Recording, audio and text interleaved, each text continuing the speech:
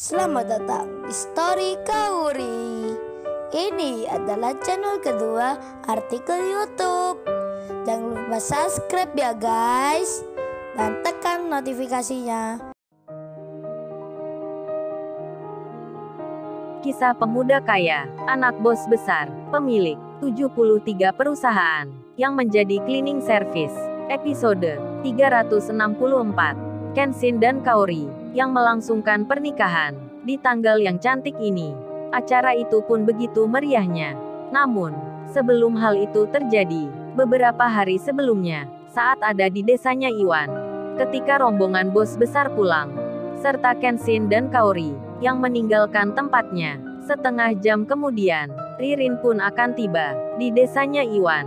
Iwan sendiri, yang kini didatangi banyak warga. Wajah-wajah mereka nampak bahagia, penuh ceria dan senangnya, sampai-sampai di antaranya, banyak yang membawa makanan, mendatangi rumahnya Iwan, dan ibunya Iwan pun, sudah sehat kembali. Beliau dan keluarga lainnya, kini terlihat sedang sibuk, menemui tamu-tamu, yang tak lain tetangga desanya. Iwan pun banyak ditanya-tanya. Mereka masih terheran-heran, merasa tak percaya, ingin tahu ceritanya, mengapa Iwan bisa punya kenalan orang-orang yang kaya, pengusaha-pengusaha pula, pemilik perusahaan. Iwan pun tak henti-hentinya menjadi pembicaraan akan banyak orang, hingga Iwan terkenal sampai kemana-mana. Bahkan hal itu sampai juga ke Ririn, yang kini kebingungan. Ririn lagi tersesat, saat ini tak tahu arah kemana menuju desanya Iwan. Lalu ia pun bertanya pada orang yang ditemui tentang alamat yang dicarinya. Yang ditanya pun langsung menjawab, "Oh, ini desanya Mas Iwan. Kalau gitu mbaknya lurus saja, lalu belok kiri, kemudian ikuti jalannya, nanti pasti ketemu. Kira-kira masih 15 kilo lagi." Ririn pun mengerti. Ia lalu menjawabnya dengan mengiyakan. Benaknya pun sampai bicara, "Mas Iwan kok terkenal di sini ya? Padahal tadi kan aku tak bertanya tentang namanya, tapi orang itu langsung menyebutnya." Ririn jadi terheran, bertanya-tanya sendiri, kok orang tersebut bisa mengenal Iwan, padahal jauh sekali tempatnya. Dan ketika sampai belokan, mobilnya Ririn melaju pelan, karena sudah masuk pedesaan, yang jalannya nampak berbatu, penuh kerikil dan tanjakan. Ririn hati-hati sekali, apalagi pertama kalinya ia masuk desanya Iwan. Jadinya, perasaan cemas dan takut sedikit ada di benaknya, apalagi jalan yang di depan kini nampak sepi. Ririn pun khawatir akan tersesat lagi, bahkan menemui hal yang tak diinginkan. Sementara itu, di tempat yang lain, si Larissa, ia bersama rombongannya, sudah kembali ke kantor kerjanya. Begitu pula ayahnya, yang tak lain Tuan Sasaki.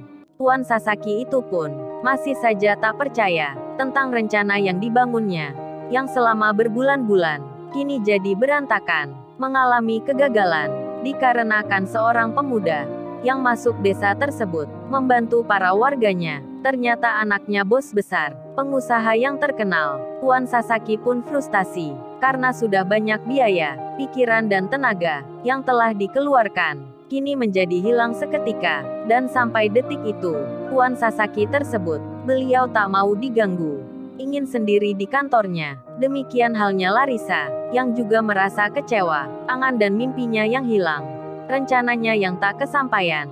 Larissa pun sedih sekali, apalagi ditambah rasa cinta di hati. Suasana pun makin menjadi begitu menyiksa sekali. Larissa memikirkan Kenshin, cowok yang dibencinya, yang pernah diremehkan, kini malah dicinta. Hal itu bisa dimengerti lantaran Kenshin kemarin telah meninggalkan kenangan yang sulit dilupakan. Laki-laki yang pertama yang memberikan nafasnya di saat ia membutuhkan, sewaktu kehabisan oksigen di kondisi darurat. Larissa pun teringat, ia tak bisa lepas dari bayangan Kenshin. Oh, cinta-cinta, datangnya tak bisa diduga, hadirnya tak bisa disangka. Pertama benci, sekarang suka, meski dia tahu sendiri, laki-laki itu sudah punya kekasih. Larissa pun menaruh hati, ia bahkan menanti datangnya esok hari, saat rencana pertemuan, yang membicarakan masalah tanah, yang akan diserahkan ke warga. Larissa menunggu Kenshin untuk tanda tangan bersama, yang dilakukan di kantornya. Dan sampai saat itu, ia sudah tak sabar menunggu. Ingin cepat-cepat bertemu. Kemudian, si Iwan yang di rumahnya. Tiba-tiba saja, ia didatangi orang. Salah satu warga memanggilnya, "Wan Iwan, kamu ada tamu lagi Wan. Yang datang dari kota. Itu dia sedang mencarimu. Cepat Wan, kamu ke sana." Kasihan orangnya Wan. Seperti panik sendiri. Karena mobilnya terperosok galian. Bekas mobil proyek yang tadi. Iwan pun bertanya, "Emang siapa Pak namanya?" Dan yang ditanya pun menjawab, "Kalau nggak salah Wan, namanya itu Mbak Ririn Wan." Ketika mendengar itu, Iwan pun kaget sekali. Jantungnya berdetak tinggi.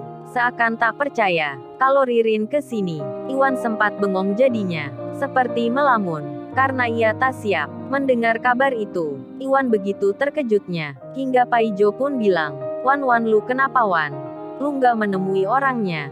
Dan Iwan pun tersadar. Langsung saja ia bicara, "Jo Paijo, ayo Jo, ikut aku Jo. Ke tempat lokasinya, menemui orangnya, sekalian menolongnya." Iwan pun berlari. Dengan sangat cepat sekali. Iwan begitu khawatir akan kondisi Ririn, yang mobilnya terjatuh di bekas lubang galian. Di samping rasa cemasnya, rasa khawatirnya, Iwan yang sedang berlari itu, ia pun sangat senang sekali. Karena Ririn datang ke desanya. Dan Paijo sendiri, melihat Iwan yang panik, berlari dengan cepatnya. Paijo pun sampai terbawa suasana. Ia langsung ikut saja, mengejar Iwan.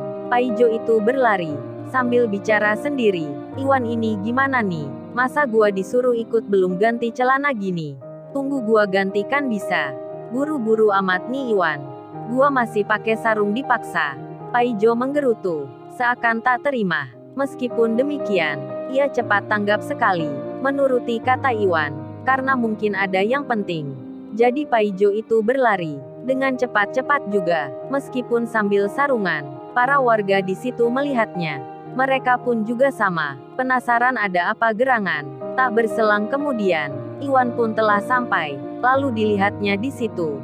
Ada mobil yang terperosok. Iwan bisa tahu, itu memang miliknya Ririn. Iwan langsung mendekati, nampak 2-3 orang yang berdiri melihat juga mobilnya Ririn yang di situ, yang masuk lubang galian. Dan Iwan pun mencari-cari. Ia memanggil-manggil namanya Ririn dengan keras sekali, seperti orang yang panik. Iwan begitu ketakutan kalau Ririn kenapa-napa, hingga Paijo datang sembari membetulkan sarungnya yang melorot ke bawah. Paijo itu langsung menegurnya, "Wan, lu mirip orang gila Wan. Manggil-manggil kayak gitu." Dan Iwan pun masih saja menyebut nama Ririn, hingga orang yang di sampingnya, yang di dekat mobilnya Ririn berkata, "Wan, orang yang mencarimu, itu dia ada di sana. Lagi memfoto-foto desa, melihat pemandangan alam di sini." Mendengar hal tersebut, Iwan pun langsung lega sekali. Ririn tak kenapa-napa, hanya mobilnya saja yang jatuh ke lubang. Dan Iwan pun bicara, "Jo Paijo, lu kok nggak pakai baju? Hanya pakai sarung saja. Waduh Jo, apa lu nggak malu Jo? Itu yang datang, orangnya perempuan, cewek cantik pula." Paijo pun menjawab, "Nah kan lu sendiri yang minta Wan untuk ikut cepat-cepat, jadi gua nggak sempat untuk ganti baju." Lalu para warga pun berdatangan. Mereka melihat Iwan, bertanya dengannya, "Ada apa gerangan?" Dan Iwan menjawabnya, kalau temannya datang, ini mobilnya lagi kena galian. Kemudian Ririn selesai memotret desa itu. Lalu ia membalikkan badannya. Sudah banyak orang di sekitar mobilnya. Ririn langsung saja menghampiri. Iwan yang melihatnya, menjadi deg-degan sekali. Saat tahu Iwan ada di depan, Ririn lalu menyapa, mengucap salam ke Iwan. Iwan pun menjawabnya, dengan balasan yang sama. Dan mereka saling bertanya, saling bicara. Begitu pula warga di situ, yang langsung bilang, "Ayo kita angkat mobil ini ke atas." Para warga pun bergotong royong. Mereka bersama-sama menolong untuk menaikkan mobilnya Ririn. Meski tanpa alat berat, mereka nampak semangat, hingga mobil itu terselamatkan. Sudah naik ke jalan. Kemudian Iwan pun bertanya, "Mbak Ririn gak kenapa-napa ya? Saya khawatir sekali saat dapat berita." Ririn menyahutnya, "Ini aku gak kenapa-napa Mas Iwan. Untung tadi ada warga yang tahu dan langsung menolong. Kalau nggak ada orang di sini, aku mungkin takut sekali Mas Iwan." Di sela itu Ririn melihat keramaian warga. yang sangat ramah dan sopan. Penuh senyum dan ceria, Ririn pun lalu bertanya tentang masalah desanya Iwan. Iwan pun menjawabnya, disinilah Mbak Ririn tempatnya. Semuanya berawal, tanah yang luas ini akan dibangun properti, termasuk kampung tempat tinggal juga. Yang ada di sana itu, semua pun dikuasai perusahaan. Tapi untungnya Kenshin, dia datang ke sini, tepat pada waktunya, hingga semua tak jadi dilakukan. Ririn pun mendengarnya, ingin tahu lebih jelasnya, dan Iwan mengajaknya untuk mampir ke rumahnya. Ibunya Iwan pun melihat seorang wanita yang datang bersama anaknya, begitu pula warga dan para tetangga. Jadinya banyak yang berkata, menyebut Ririn, perempuan yang datang ini adalah pacarnya Iwan. Iwan pun banyak digoda temannya dengan berbagai candaan, bermacam ungkapan, hingga Ririn mendengarnya. Ia mengerti maksudnya, kalau dirinya dikira adalah ceweknya Iwan. Ririn hanya tersenyum. Lalu, bagaimana kisah selanjutnya? Subscribe channel ini untuk episode berikutnya. Terima kasih. Jangan lupa ya guys, untuk kelanjutan ceritanya ada di channel Story Kauri. Jangan lupa subscribe ya guys, dan tekan notifikasinya.